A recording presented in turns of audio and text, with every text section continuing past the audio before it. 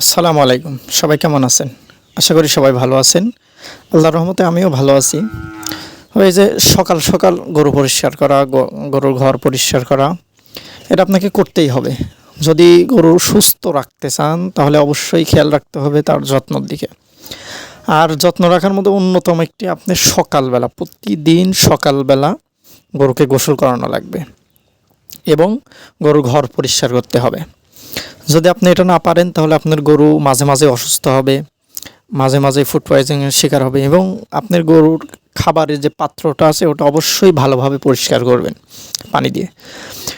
গরুকে গোসল করাবেন এই জন্য যে প্রত্যেক দিন এই যে মশা মাছি তাদের গায়ে যে পড়ে এবং ছোট ছোট পোকামাকড় যেগুলো পড়ে আর কি, মানে ওদের যে কামড়ায়, আপনি এই ঠান্ডা পানি দিয়ে যখনই গোসল করাবেন দেখবেন আপনি নিজের দিকে খেয়াল করবেন যদি গায়ের আপনার শরীরে কোথাও চুলকানি হয় বা চুলকায়, এতে যদি আপনি ঠান্ডা পানি দিয়ে ভালোভাবে ধোয়ান দেখবেন চুলকানিটা আর নাই।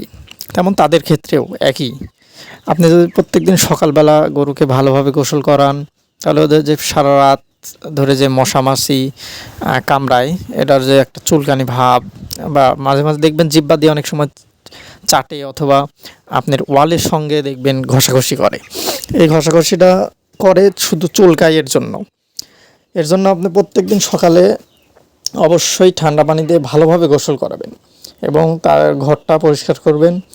আর পর্যাপ্ত পরিমাণে গরুকে ঠান্ডা পানি, পরিষ্কার পানি খাওয়াবেন। আপনি যত পানি পান করাবেন গরুকে, আপনার গরু তত সুস্থ থাকবে, তার লিভারটা সুস্থ থাকবে। এই জন্য পর্যাপ্ত পরিমাণে পানি খাওয়ানোর চেষ্টা করবেন, দানাদার খাবারের সঙ্গে হোক বা এমনি হোক। আমি যে গোসলের সময় পানি খাওয়াই, আবার দানাদারের সঙ্গে পর্যাপ্ত পরিমাণে পানি খাওয়াই, ওইদিকে খেয়াল রাখবেন। আর তাদের খাবারের যে পাত্রগুলো আছে এগুলো অবশ্যই খুব ভালোভাবে পরিষ্কার করবেন। প্রত্যেকদিন সকালে অন্তত বিরাস দিয়ে ডলে ডলে পরিষ্কার করবেন। মাঝে যে আছে আপনার ফ্লোরটা যদি পাকা হয় তাহলে অবশ্যই পরিষ্কার করবেন, ব্রাশ দিয়ে ডলার চেষ্টা করবেন, যেহেতু মানে শ্যাওলা জমে আর কি। শ্যাওলা জমের কারণে অনেক পিচ্ছিল হয় গরু, অনেক সমস্যা হয় তাদের শুইতে।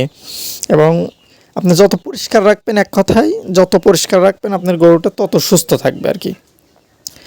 সব মিলায় আর কি পরিষ্কার রাখার চেষ্টা করবেন সব সময়।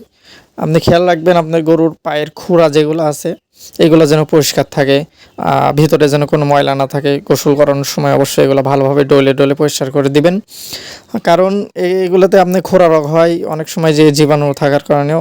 মানে এক কথায় আপনি জীবাণুমুক্ত রাখার চেষ্টা করবেন সব সময়। সব সময় সুস্থ রাখতে হলে গরুকে অবশ্যই আপনি পরিষ্কার পরিচ্ছন্ন রাখবেন এবং গোয়ালঘরের আশপাশটা পরিষ্কার রাখার চেষ্টা করবেন। এবং গোসল করানোর পরে অবশ্যই পানিটা যেন শুকে, আপনি গোসল করানোর পরে ফিনিশটা দেওয়ার চেষ্টা করবেন। ফিনিশ ব্যবহার করলে দেখা যাচ্ছে মাছিটা আর বসবে না। সবাই ভালো থাকবেন, সুস্থ থাকবেন। আসসালামু আলাইকুম ওয়া রাহমাতুল্লাহি ওয়া বারাকাতুহু।